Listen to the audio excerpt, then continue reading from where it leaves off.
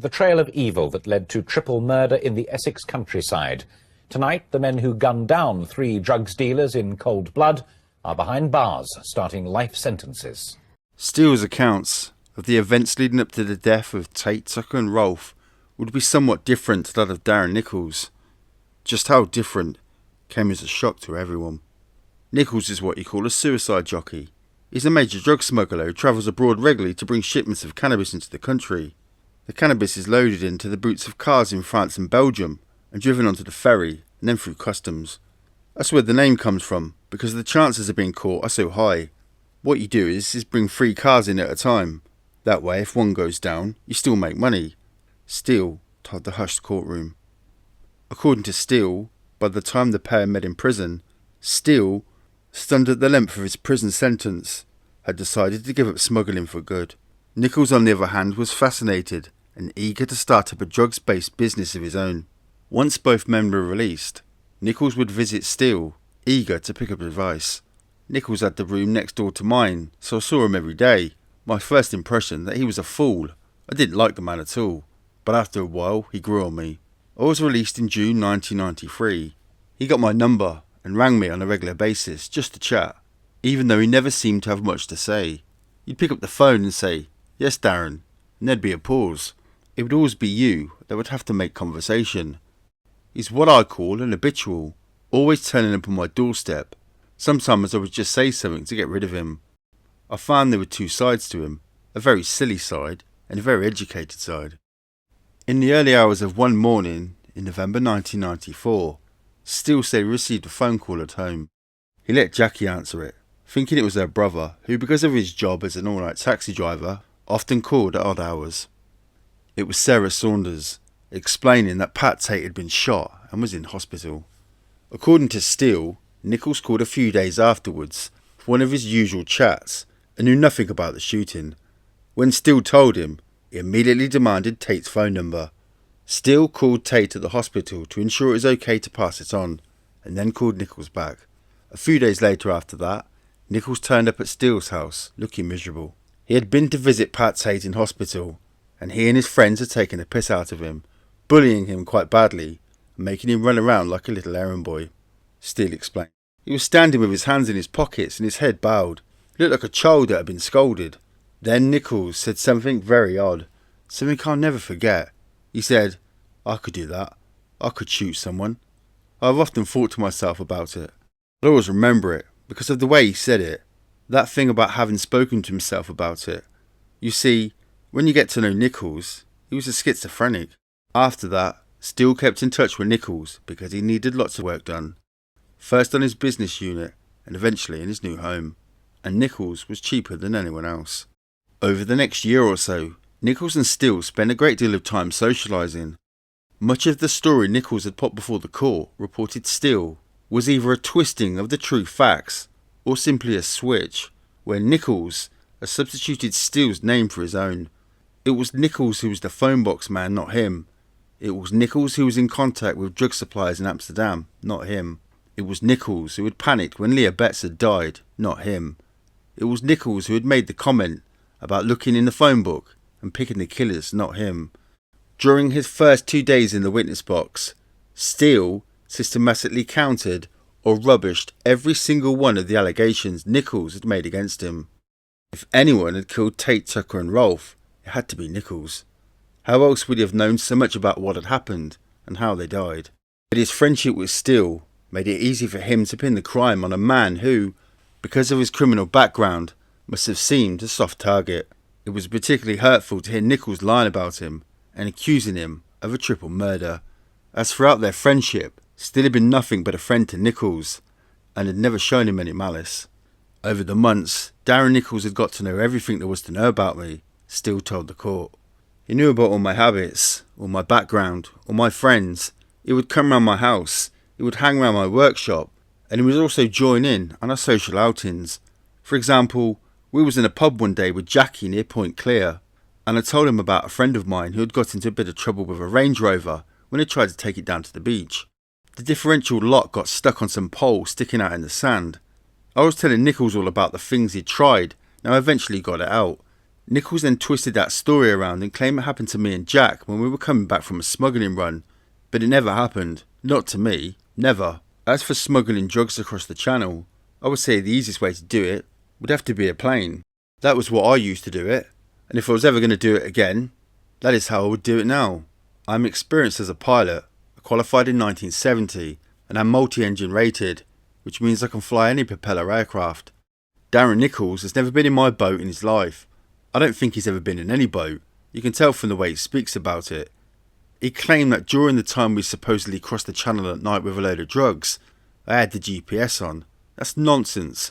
When you're out at night, it's critical you have good night vision, that your eyes are accustomed to the dark. If you have the GPS, which is basically a small bright TV screen, then you won't be able to see anything. You're effectively blinded. It just wouldn't happen. It proves he's a liar. Steele spoke about his friendship with Tate, how the pair had been so close that they'd even taken foreign holidays together on a number of occasions. The jury was shown photos of the pair laughing and joking together. Steele's partner Jackie Street was also firm friends with Sarah Saunders, and the pair would call each other most nights. When I first met Pat, he had a magnetic personality. He was lovely to be with. He never changed with me, but over the years it became more and more of a junkie.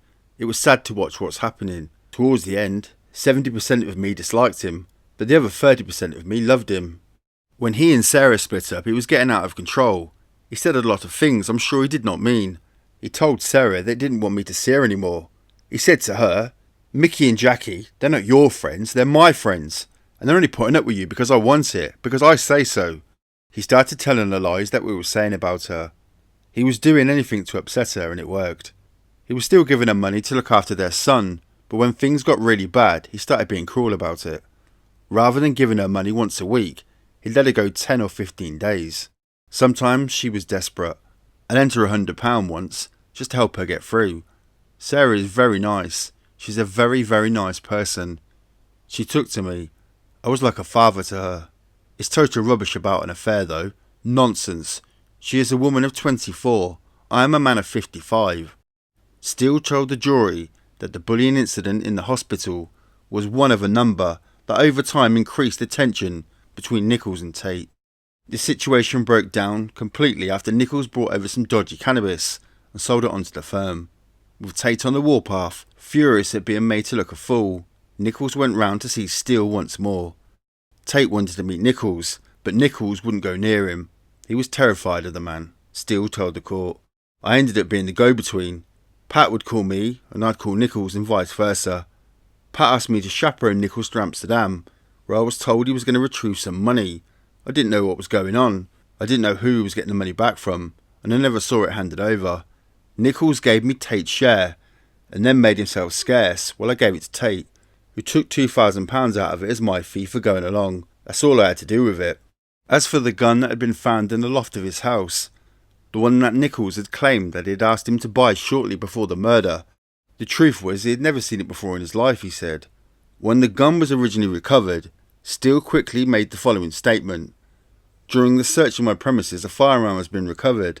Because of the death of 2 or 3 persons known to me, I have now been charged with those killings. Forensic science will prevail and totally exempt the weapon found at my premises. In court, he explained that once he had had a neighbour, an old man who was a bit strange and paranoid, who kept a gun in his loft that wasn't found until after he died. Having only moved into the bungalow only a few months earlier, Steele was convinced the gun had a similar origin. He knew he had nothing to worry about. That court number 2 at the Old Bailey might be witnessing an almighty miscarriage of justice seemed even more likely when on his 3rd day in the witness box, Michael Steele finally shared his alibi for the night of the murder. At 5:01 p.m. on the 6th of December 1995, the exact same time that Nichols claimed Steele had pulled up outside the motorcycle shop in Marks Tay in his red Toyota Hilux, Steele had concrete proof that he was somewhere else. Graham Parkins produced a credit card receipt signed by Steele, showing he was buying petrol from a Texaco garage on the A120, some 8 miles and at least 20 minutes away. Furthermore, the till receipt showed that Steele was buying 4-star petrol. The Hilux, the vehicle in which Nichols claimed he arrived in at the rendezvous, ran on diesel. As far as alibis go, it was about as strong as they come, and Steele knew it. It's shockproof, rockproof, and everything else, he said. We then drove to Tesco's, and I waited in the car while Jackie went in, bought a couple of bottles of wine. From then we drove to the village of Bullpen near Brentwood, where we picked up the boat trailer from the house of Dennis Williams, Jack's uncle. We arrived at his house and knocked several times, but there was no answer, so I hitched up the trailer and drove home. Steele told the jury that he and Jackie Street arrived home at Oakland's at 7:25 p.m. 5 minutes later, Steele's sister-in-law and her daughter arrived to view the property, with a view to possibly buying it. "Did you go to Rettendon on that night?" asked Parkins. "Nowhere near Rettendon," Steele replied confidently. "We came straight home." Jackie Street did not appear at the Old Bailey. Doctors confirmed that she had been suffering from severe depression since Steele's arrest, and was therefore not fit to attend court in person. After a round of legal argument, the judge agreed that the statement she had given before coming ill could be read out. It confirmed everything Steele had said. Further corroboration came from postwoman Phyllis Stanbrook, Steele's sister-in-law from his first marriage, who told the court that the night of the murders was the night she and her daughter Gemma went to Steele's home. "When we arrived, they were having a celebration. They had signed a contract that day for a new property, and we had champagne." She confirmed that she had arrived at the house in Great Bentley at 7:30 p.m, and Steele was already there.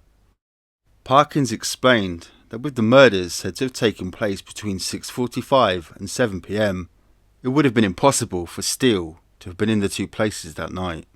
He could not possibly be responsible for the murders.